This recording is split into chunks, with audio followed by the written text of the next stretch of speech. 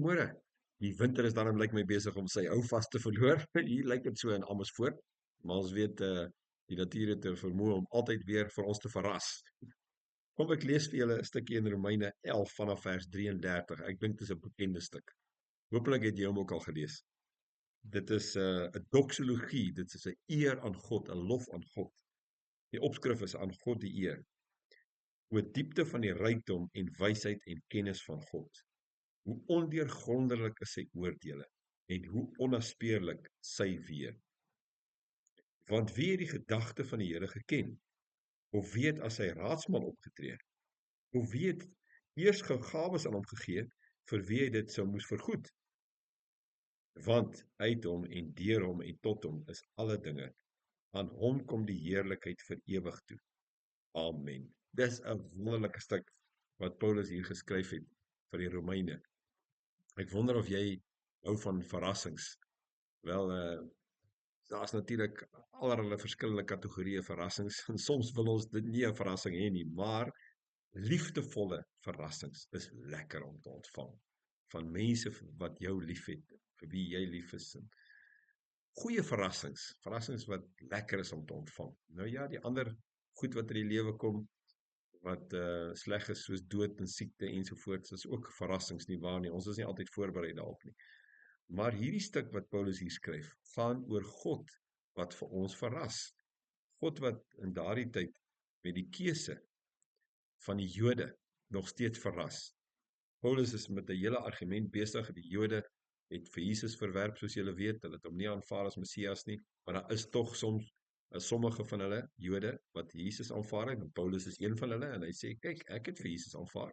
Dit beteken, God het nie sy beloftes en sy trou en sy keuse en sy kies van die Israel laat vaar nie. Dit is 'n verrassing. Mense sou verwag dat God hulle sou verwerp, omdat hulle vir Jesus verwerp het, maar die Here doen dit nie. Dit is die wonder van God se genade en sy liefde en sy getrouheid aan sy beloftes. En dan ook die wonderlike verrassing dat die Here nou die deur oopgemaak het vir die heidene nasies, die Romeine, die Grieke en al die volke van die omgewing, en nou nog, nie waar nie. Alle volke en nasies is ingesluit en het 'n oop deur om vir Jesus te aanvaar en hom te erken as Here. Dit is 'n verrassing. God tree anders op as wat die mens sou opgetree het. Daarom is God se planne, soos hy sê in vers 33, God se wysheid en sy kennis en sy oordeele is onnaspeurlik. God is so anders as ons.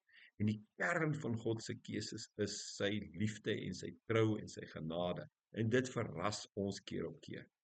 Nou hierdie verrassings kan ons natuurlik elke dag en elke week in ons lewe beleef. God se teenwoordigheid in ons lewe, en die deur vir hierdie verrassings is Jesus Christus. Dis wat Paulus probeer sê in Romeine. Die wat nou vir Jesus aanvaar, is word die heeltyd verras deur God. Mens moet sê, ons moet wees voorbereid op verrassings van God. Ten spyte van wat na jou lewe se kant toe kom, die Here is teenwoordig en hy verras jou keer op keer met sy liefde en sy trou, sy sorg, sy redding, sy leiding, sy wysheid, sy planne wat jy agterkom baie keer na die tyd eers. Dit was die Here se plan met hierdie ding wat in my lewe gebeur het. Ag, mag jy sommer weer opnuut in hierdie week jou verbintenis aan Jesus versterk. Ek gaan lees Romeine 11 vanaf vers 33 tot 36 en lees dit in die naam van Jesus Christus. Lees dit as iemand wat behoort aan Jesus Christus. Dan gaan jy verras word die heeltyd deur God, sy liefde en sy genade en sy trou en sy sorg. Ek sluit af met 'n storie van koningin Victoria wat die gewoonte gehad het om van haar onderdane te besoek. En eendag het sy 'n arm weduwee besoek in 'n klein dorpie. En deeldag het sy by die weduwee gekuier, saam met haar tee gedrink en koek gedeel ensovoorts.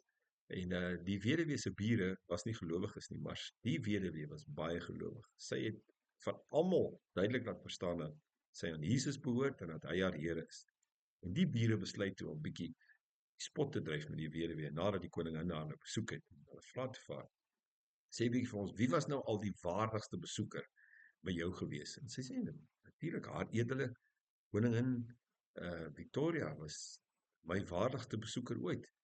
En hulle sê, nou het ons jou. Jy sê altyd dat Jesus vir jou so belangrik is, en dat hy jou koning is en Here is, en tog is hy nie eers jou waardigste besoeker nie, maar die koningin.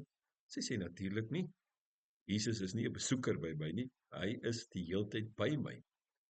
En ek dink dis wat Romeine 11 vers 33 tot 36 indirek wil sê, dat die wat die heeltyd in Jesus se teenwoordig is, kan die heeltyd hierdie doxologie, hierdie lof aan God bring, vir die wonder van sy genade en sy liefde en sy trou en sy sorg, ten spyte van wat mense voorspel oor die natuur en die reën en die nuwe seisoen en besigheid en ekonomie en die geweld en onrus in die wêreld. Die Here verras die wat in Christus is die heeltyd met sy teenwoordigheid. Kom ons dank hom daarvoor. Here, dankie dat ons aan U kan behoort, Jesus Christus, en dat ons U erken as Here, vir U kan aanbid en volg en ons knie voor U buig. U is die Here, U sit aan die regterhand van God ons Vader. En Heilige Gees, U wil ons die heeltyd al hoe meer verbind aan Jesus Christus ons Here. Here Jesus Christus, U is ons deur. In U naam kom ons na die Vader toe. En deur U naam is ons verbind aan die Vader. Ons dank U daarvoor. Amen.